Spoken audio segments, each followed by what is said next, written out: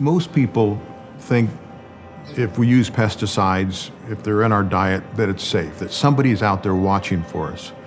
But if you look at what's happened over the past century, we keep making the same mistakes again. This is called regrettable substitution. Early on, pesticide companies used lead and arsenate to kill pests, and then those were found to be a poison.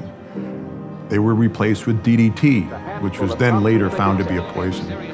Then organophosphate pesticides, which now scientists are calling to ban because they're toxic too.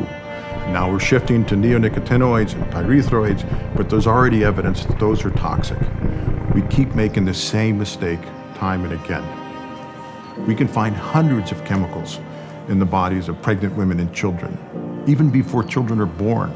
So it really shouldn't surprise us that we're seeing so many children struggle with mental health problems.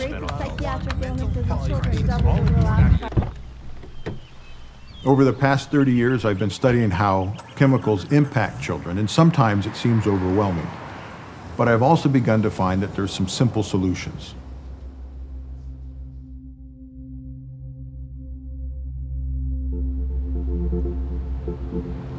Growing up, I was a farm kid. My parents were pioneers in the organic industry. I always knew that I had something special because it was something that other people didn't understand. We went to high school together. So she was always the family of 12 that were like the crazy family. They'd all try to get 12 kids in a car to go home, and you're just like, what? We would always bring bags of carrots to market or to the school for snacks or lunch. Basically, her mom's like, if you want to hang out with her, you have to go do market.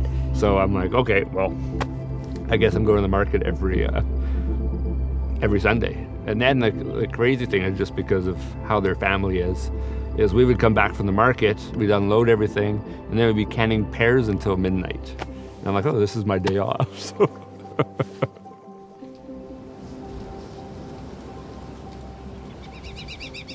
people always ask why we went organic, which there's lots of reasons. But one of the main things of why we wanted to grow food was so that we knew what we were feeding our kids and other people. Like, I couldn't imagine spraying a crop with something and then selling that to somebody or giving it to my family. That's my opinion.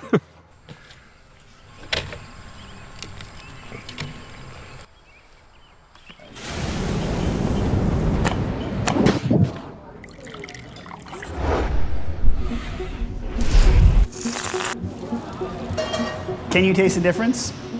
Yeah, most definitely. You can taste the freshness. You can feel the earth, taste the earth in a sense. Like conventional produce goes through so many steps to get to the supermarket, and it's washed in chemicals, and you can taste that. There's no love. Do you know what I mean? Like when you're using fresh organic ingredients, you don't have to do much. Like a tomato with olive oil, perfect. Nothing wrong with that. A peach with some smoked sea salt, awesome. Little things go a long way with organic food. As a chef, it's our job to nourish people. It's our job to feed people. So why wouldn't you want to give them the best ingredients? If I'm going to eat that at home, I should make sure that my guests enjoy that as well too. Hold on, you want to try? Don't tell Kevin. Try that. Becoming a dad definitely changed my perspective. It really honed an idea of making sure you pass on your education, your good spirits, and then also you want to feed them well. You want them to grow up strong. You want them to understand food, especially coming from a chef. It would be horrendous if my kids didn't even know how to cook an egg or didn't understand the food process of organic food. That would be pretty shameful. What we know about children is that they're more vulnerable to toxic chemicals like pesticides. The brain is growing more rapidly, and rapidly growing cells are more vulnerable to poisons. We also know that children have a higher body burden of pesticides. The good news is we now know if you shift to an organic diet, the levels of pesticides in your body drop immediately.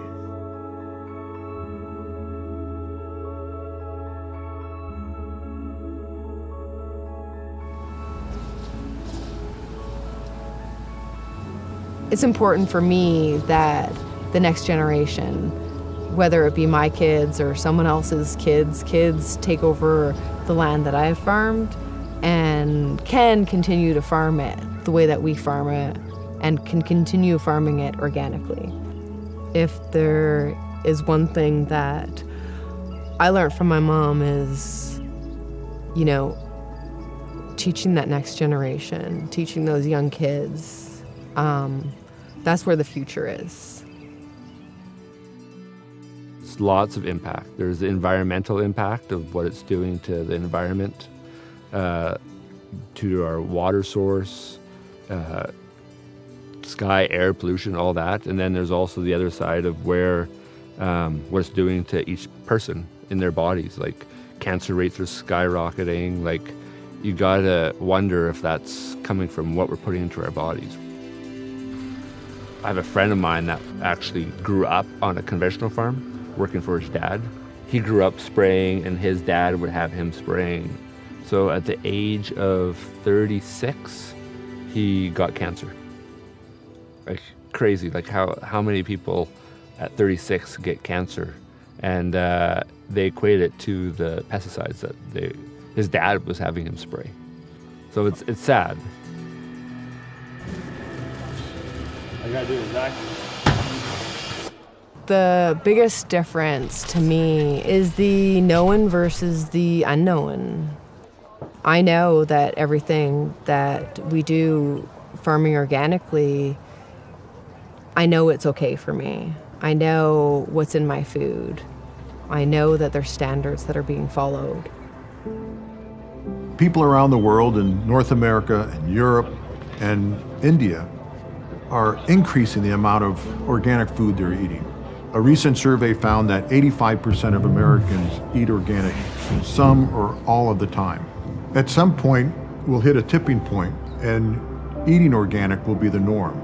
It'll be done by the majority of people. That's good news that more people are choosing organic, but we also need to make it more available, promote more farmers to grow organic so that there aren't people left behind, particularly children and pregnant women.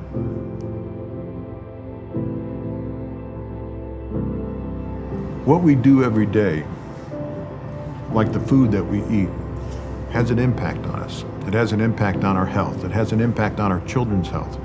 It has an impact on the soil and the pollinators. So we have a choice in a very complicated world where oftentimes we don't feel like we have a lot of control over what happens. This is one thing we can do that'll have an impact. When we buy food at the farmer's market or at the store, choose organic.